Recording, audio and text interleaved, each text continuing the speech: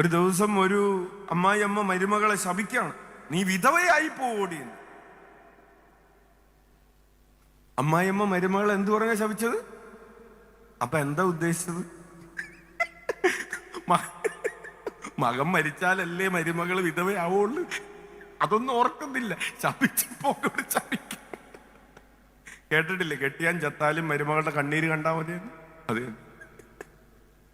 അപ്പോൾ പ്രിയപ്പെട്ടവരെ, ശപിക്കുന്ന ആളുകളുണ്ട്. ഒരു വല്യമ്മ തളർന്നു കിടക്കാണ്, കൈ അനങ്ങുന്നില്ല, കാലനങ്ങുന്നില്ല, ആകെ നാവേ അനങ്ങുന്നുള്ളൂ. അപ്പൊ മരുമകള് ഈ വല്യമ്മയ്ക്ക് കാലത്ത് തന്നെ ചായയൊക്കെ കൊടുത്തിട്ട് പള്ളിയിലേക്ക് തിരക്ക് പിടിച്ച്, അവിടെ കുർബാന തുടങ്ങിയെന്ന് തോന്നുന്നു. അപ്പോ ചായയൊക്കെ കൊടുത്ത്, അമ്മച്ചി പോയിട്ട് വരാം, വന്നിട്ട് ബ്രേക്ക്ഫാസ്റ്റ്. അങ്ങനെയാണ് കാലത്ത് 6:30 മുമ്പ് തന്നെ ചായയൊക്കെ കൊടുത്തു.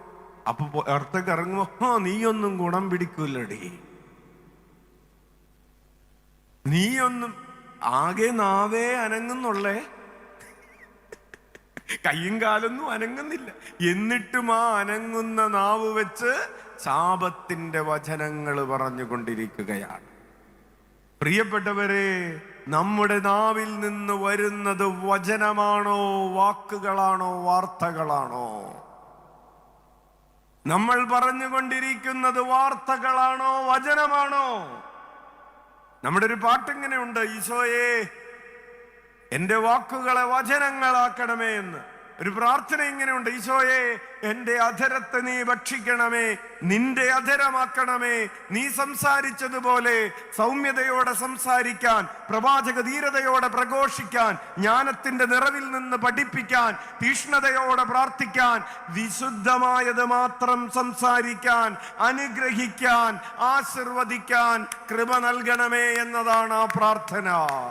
ഉച്ചത്തിൽ വിളിക്കാം, ഈശോയേ, ഈശോയേ. ഒന്ന് പറഞ്ഞേ, ഈശോയേ, ഈശോയേ.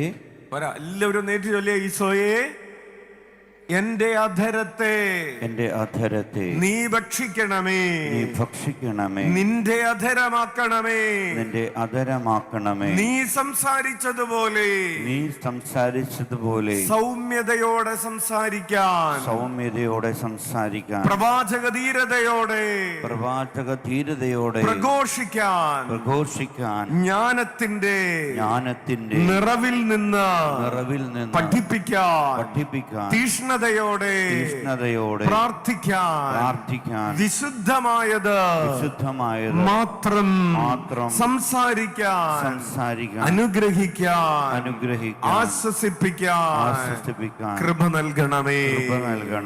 Hallelujah, hallelujah. നമ്മുടെ നാവ്, പ്രിയപ്പെട്ടവരെ, വിശുദ്ധമായത് മാത്രം സംസാരിക്കാനുള്ളതാണ്. ഈശോയുടെ നാവായി തീരാനുള്ള നാവാണ്. ഈ ലോകത്തിന്റെ ചർച്ചകൾക്ക് വേണ്ടിയിട്ടുള്ള നാവല്ല. ഇന്നലെ നമ്മൾ ആദ്യം പറഞ്ഞു, നമ്മൾ ഒരു കാര്യം സംസാരിക്കുന്നുണ്ടെങ്കിൽ, കുരിശിന്റെ വിശുദ്ധ യോഹന്നാൻ പറയുകയാണ്, don't speak if it is not for the glory of God, speak only if it is for the glory of God. At least have the desire to speak only for the glory of God.